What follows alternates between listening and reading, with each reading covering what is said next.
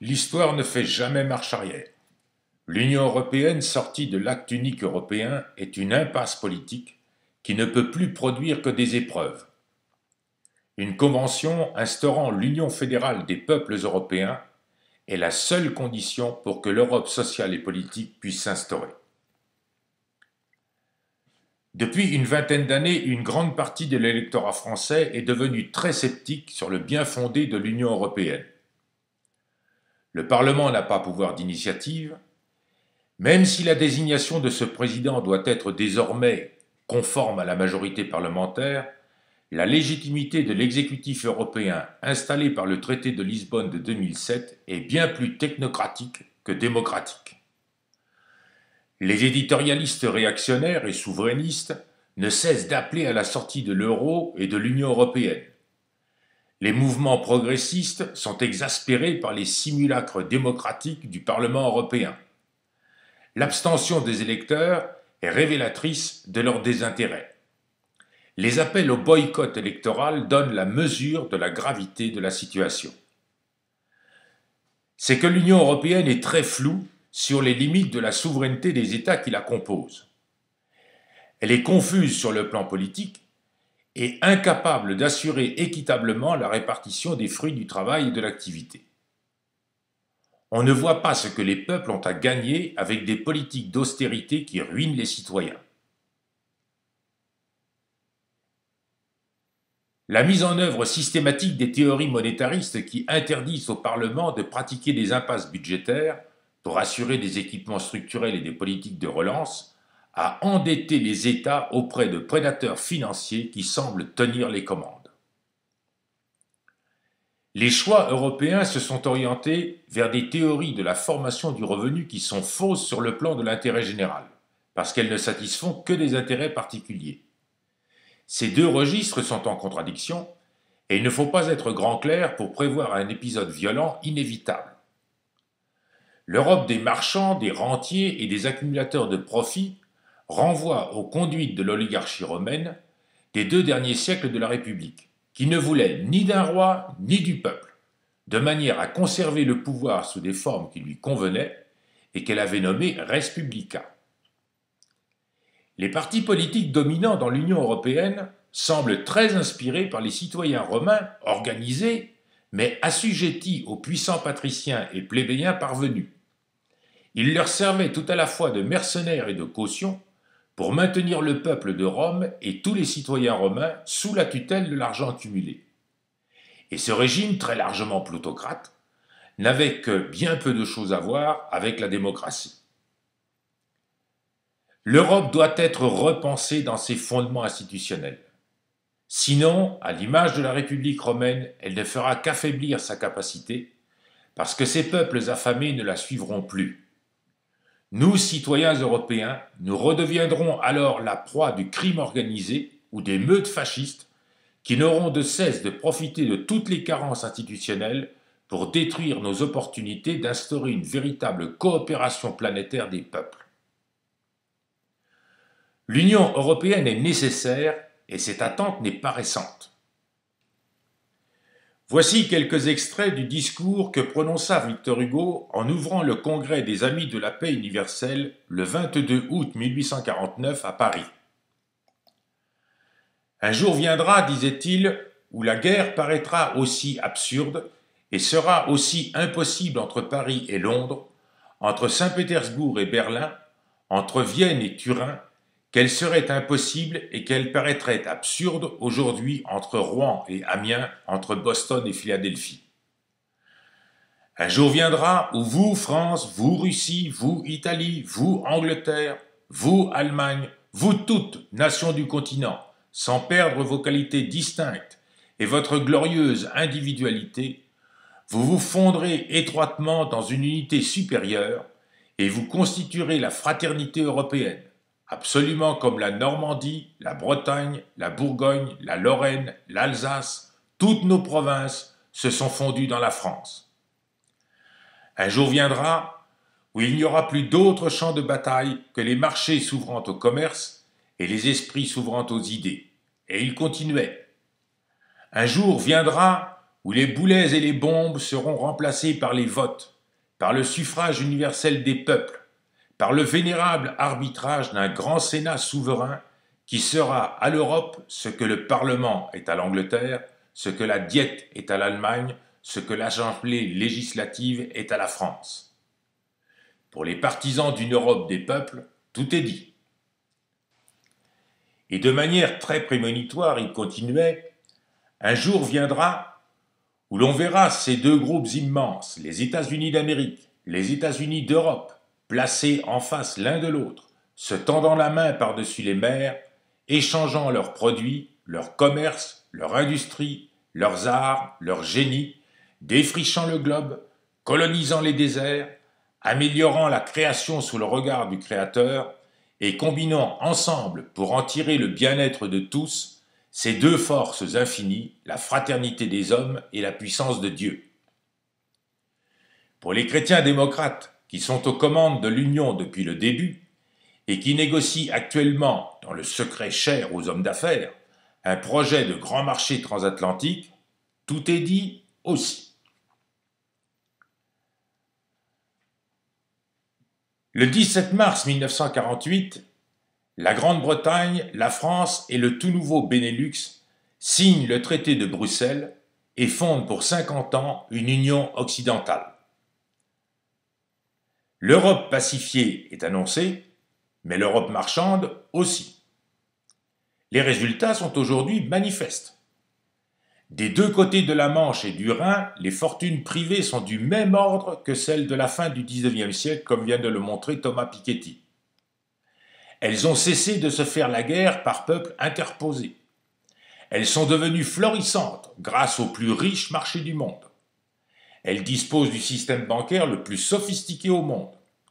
Elles sont parvenues à stabiliser les incertitudes politiques en installant la plus imposante bureaucratie non autoritaire du monde. Mais ce n'est pas l'Europe des peuples. La chronologie est connue.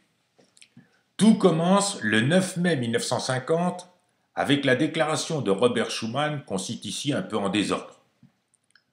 Le Rassemblement des nations européennes exige que l'opposition séculaire de la France et de l'Allemagne soit éliminée. L'action entreprise doit toucher au premier chef la France et l'Allemagne. La contribution qu'une Europe organisée et vivante peut apporter à la civilisation, disait-il, est indispensable au maintien des relations pacifiques. En se faisant depuis plus de 20 ans le champion d'une Europe unie, la France a toujours eu pour objet essentiel de servir la paix. L'Europe n'a pas été faite, nous avons eu la guerre. L'Europe ne se fera pas d'un coup, ni dans une construction d'ensemble, elle se fera par des réalisations concrètes, créant d'abord une solidarité de fait. C'est ce qu'on appelle la méthode Monnet-Schuman.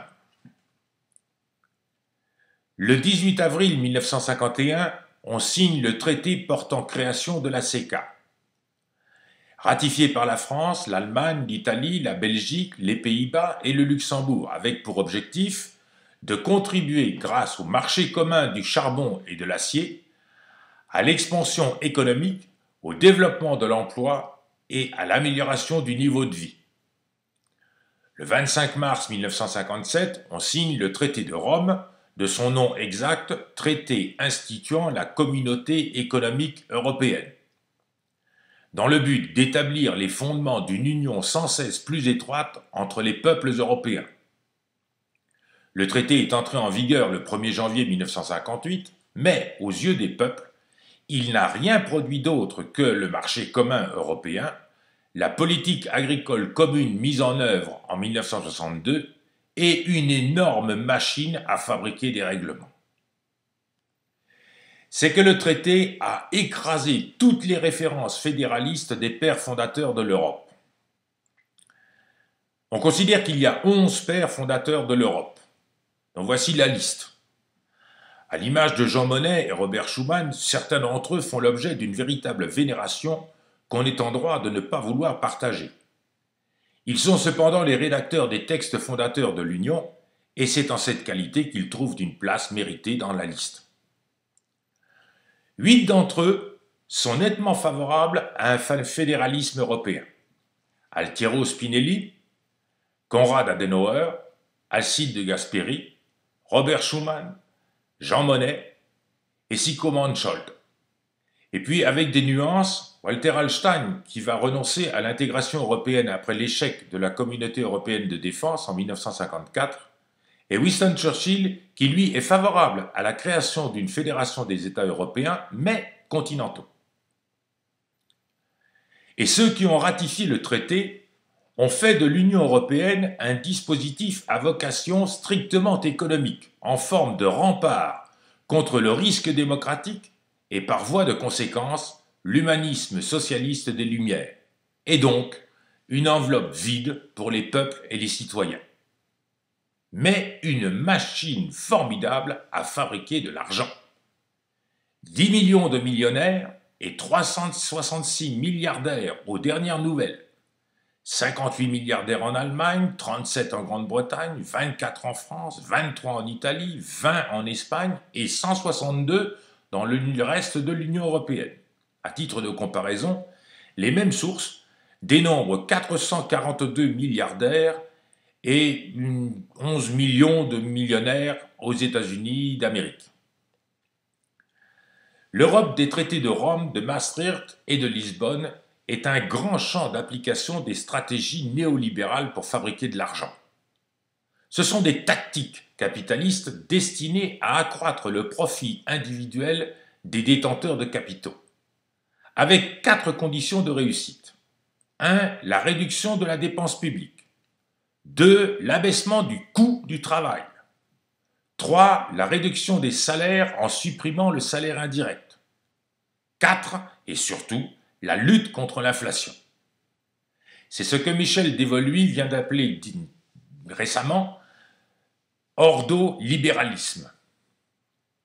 La pensée néolibérale est une utopie qui s'exprime sous la forme d'un programme de destruction méthodique des collectifs, écrivait Bourdieu en 1998, en espérant qu'il ne soit pas trop tard. La crise identitaire européenne fait penser à la République romaine finissante. Proudhon est le premier à avoir fait l'analogie entre l'effondrement démocratique et le modèle romain. On trouve cela dans son livre Du principe fédératif et de la nécessité de reconstituer le parti de la Révolution, publié en 1863. Les plus récents auteurs de cette thèse sont David Engels et Jürgen Habermas. Par suite de l'arrogance et de l'avidité de ces puissances d'argent, la République romaine est devenue l'Empire romain. Le peuple romain a perdu sa souveraineté au profit d'une autocratie. L'Union européenne peut se dissoudre au profit d'un retour au nationalisme ou de la naissance d'un monstre impérial. L'Europe peut-elle se constituer en nation ? Pour un anthropologue, la nation n'a rien à voir avec une quelconque communauté d'origine, de territoire, de langue, de culture, de valeur ou de religion, comme l'a montré Marcel Mauss. Et tous les étudiants en anthropologie politique ont travaillé sur les textes de Marcel Mauss consacrés à cette question. La nation, c'est l'expression de la volonté du vivre ensemble. C'est le sens du « Vive la nation » de Valmy. C'est le peuple souverain, ni plus ni moins. Une fédération de nations peut être une nation. Dans une célèbre conférence qu'il avait donnée sur ce sujet, à la Sorbonne en 1882, Ernest Renan avait dit « Les nations ne sont pas quelque chose d'éternel, elles ont commencé, elles finiront. » Et il ajoutait « La Confédération européenne probablement les remplacera. » En dépit de leur dissemblance, les Américains constituent une nation. Les peuples américains s'efforcent de maintenir entre eux la volonté du vivre ensemble, avec un pouvoir fédéral fort, des économies fortement imbriquées, la mobilité du capital, la mobilité du travail, et en économie, c'est ce qu'on appelle une zone monétaire optimale.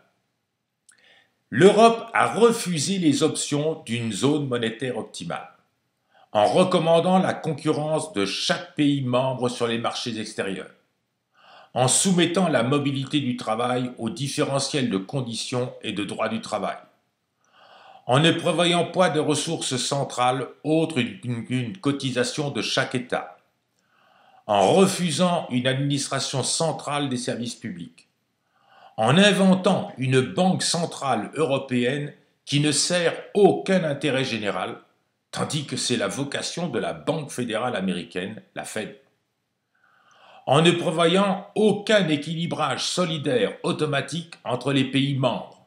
Les membres forts ne partagent pas leurs forces. Les faibles sont dans l'obligation de devenir forts. L'Europe peut devenir démocratique et se constituer en nation. Il suffit de le vouloir. Le Parlement européen pourrait avoir le pouvoir d'initiative. Il pourrait être composé de 2 chambres. L'Union européenne pourrait être dirigée par des organismes élus. La Commission européenne pourrait être composée de personnalités élues par le Parlement. Elle pourrait être l'organe exécutif démocratiquement légitimé qu'elle doit être. La Cour de justice, qui a déjà le pouvoir de faire annuler une directive et de sanctionner un État membre, pourrait être soumise aux articles 22 à 27 de la Déclaration universelle des droits de l'homme, qui pose l'évidence de droits fondamentaux, droit à la sécurité et à la protection sociale, au travail, à un niveau de vie suffisant, au logement, à la santé, à l'éducation, à la vie culturelle. La Banque centrale européenne pourrait ne pas être totalement indépendante.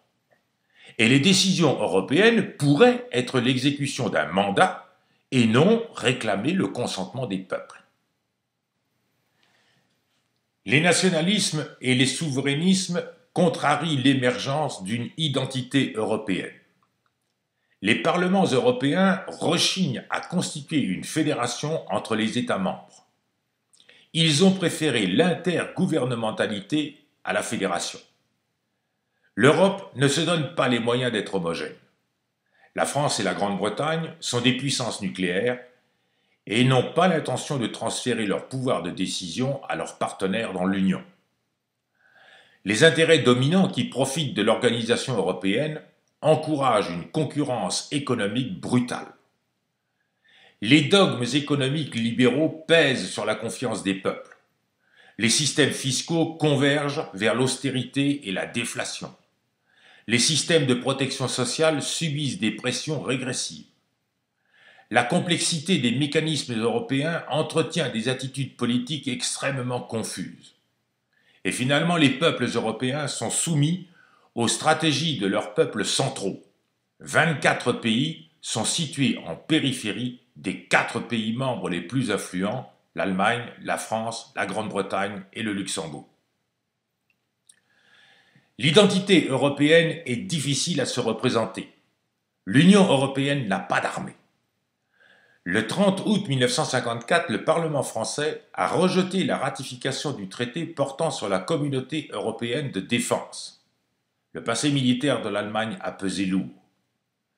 La pression américaine en faveur de l'OTAN en 1949, puis renouvelée en 1999, éloigne de la création d'une défense spécifiquement européenne. Avec les élargissements de 15 à 25 États le 1er mai 2004, puis de 25 à 27 États en 2007, puis 28 en 2013, les écarts de revenus moyens par habitant entre anciens et nouveaux membres sont très significatifs. La question des minorités en Europe de l'Est est transférée à l'Union sans avoir trouvé de solution locale. Et la question du vivre ensemble est traitée comme une évidence, c'est-à-dire jamais évoquée. C'est que le Conseil européen ne dispose d'aucun moyen institutionnel pour traiter ces questions à l'échelle européenne. La dépolitisation des citoyens dans les pays membres ne favorise pas la participation citoyenne pour l'Union européenne. La moitié de la population européenne est indifférente à la construction européenne. L'Eurobaromètre 2013 du Parlement européen révèle que 45% de la population des pays membres a une image neutre de l'activité du Parlement européen. Le taux de participation des électeurs européens est faible. 1979, 62%. 1984, 59%. 1989, 58,5%. 1994, 56,7%. 1999, 49,5%. 2004, 45,5%. 2009, 42,9%. Cependant, selon l'agence Europe, un récent sondage Eurobaromètre fait apparaître qu'une majorité d'Européens, 55%, iraient voter aux élections européennes de mai 2014 si les familles politiques en lice présentaient des candidats ou des candidates à la présidence de la Commission. 70% des sondés seraient même favorables à une élection directe du président de la Commission. La méthode Monet-Schuman est trop lente à porter ses fruits. Les thèses monétaristes ont gaspillé l'idée européenne. Saluons la renaissance du projet fédéraliste européen. L'appel à la création d'une fédération des peuples européens n'est pas une nouveauté. Outre les discours de Victor Hugo ou les textes de Proudhon en 1848, on trouve une grande quantité de textes signés par les mouvements socialistes européens depuis 1848. Les États-Unis socialistes d'Europe sont annoncés dans des articles célèbres de Lénine ou de Trotsky en 1915 et 1923. Et à partir de 1947, à l'image de Marceau-Pivert, les mouvements socialistes anglais, allemands ou français ne cessent de faire des propositions et de lancer des appels en faveur du fédéralisme européen. Quelques rappels sur le fédéralisme. Sur le principe, tous les pouvoirs émanent du peuple. On met en commun l'exercice de certains pans de souveraineté entre les États et on applique le principe absolu de la subsidiarité. Le pouvoir fédéral est strictement limité à ce qui concerne la fédération. 2 chambres sont élues au suffrage universel direct, une chambre des députés pour représenter proportionnellement les peuples fédérés, une chambre pour représenter également les États membres fédérés. Un pouvoir exécutif est responsable devant les chambres parlementaires fédérées. Une armée est commandée par l'exécutif fédéral sous contrôle parlementaire fédéral. Une loi fondamentale, transitoire et générale règle les conditions de la fédération. Un système fiscal est unifié à l'échelon fédéral. Un système public fédéral est établi à l'échelon fédéral pour la santé, l'éducation, la police, les transports, l'énergie, l'eau, l'information, la culture, etc. Et un système de protection sociale est unifié à l'échelon fédéral. Le plus authentiquement fédéraliste des députés européens a été le communiste italien Altiero Spinelli. Il est mort en 1986. L'Europe ne peut se réaliser qu'à 2 conditions, disait-il. 1. Que les États renoncent à une partie de leur souveraineté nationale. 2. Que le peuple européen participe à la définition d'une constitution. Et il avait énoncé ces 2 conditions en 1941 dans son manifeste de Ventotene. En 1980, il fonde le Club Crocodile, en réunissant 8 autres parlementaires au restaurant strasbourgeois Le Crocodile. Un conservateur, 2 travaillistes, 3 chrétiens démocrates, 2 communistes et 1 républicain. Il faut sortir des frontières des partis de gouvernement. Le groupe comptait 60 membres en septembre 1980, 180 membres en 1981, dont 90 parlementaires, et sa composition était indépendante de l'affiliation partisane de chacun. À l'initiative de Guy Verhofstadt, de Daniel Cohn-Bendit, d'Isabelle Durand et de Sylvie Goulard, un groupe Spinelli est créé au sein du Parlement européen en septembre 2010.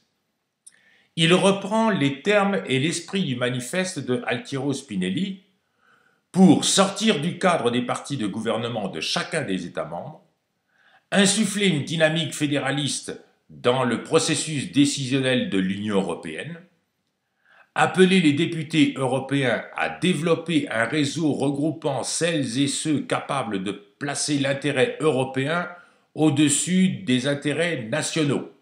Fin de citation. Appeler à réunir une nouvelle Convention européenne pour modifier le traité de Lisbonne et les traités de Rome. Le groupe Spinelli compte une centaine de parlementaires européens et il a recueilli en Europe plus de 5000 signatures de soutien à son manifeste. Le fédéralisme selon le groupe Spinelli repose sur une loi fondamentale et non une constitution parce qu'elle ne peut être que transitoire. Une Europe fédérale reposera sur une assemblée populaire élue au suffrage universel direct, un Sénat fédéral représentant les États membres, un gouvernement fédéral responsable devant le Parlement, une armée fédérale, un budget fédéral doté de ressources propres et une cour de justice. Le groupe Spinelli a des limites. Les signataires sont parfois au passé européen chargé, comme Jacques Delors ou Mario Monti, qui sont largement responsables des politiques sociales agressives de l'Union européenne. Mais on trouve aussi parmi les signataires des noms comme ceux de Ulrich Beck, Amartya Sen ou Joschka Fischer, qui sont eux bien moins suspects. Parmi les membres fondateurs, on ne trouve que des partisans du traité constitutionnel européen de 2005. Or, le traité a été soit refusé, soit très mal accueilli par les électeurs quand ils ont été consultés.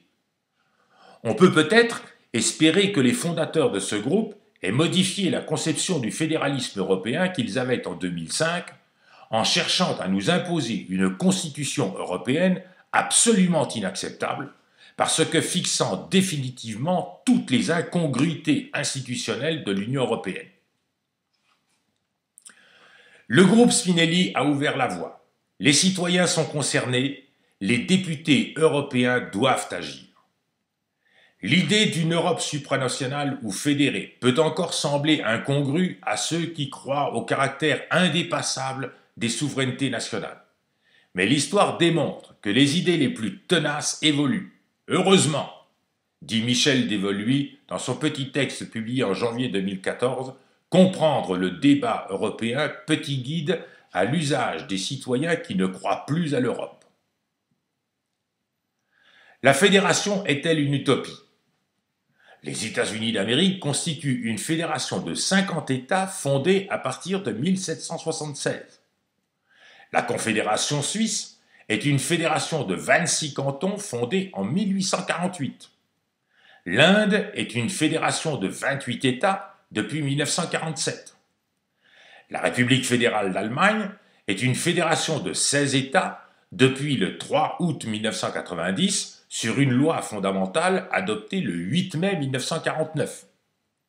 Le Royaume de Belgique est un État fédéral associant 3 régions depuis 1993 et a sans doute réglé par là l'un des plus grands problèmes politiques connus.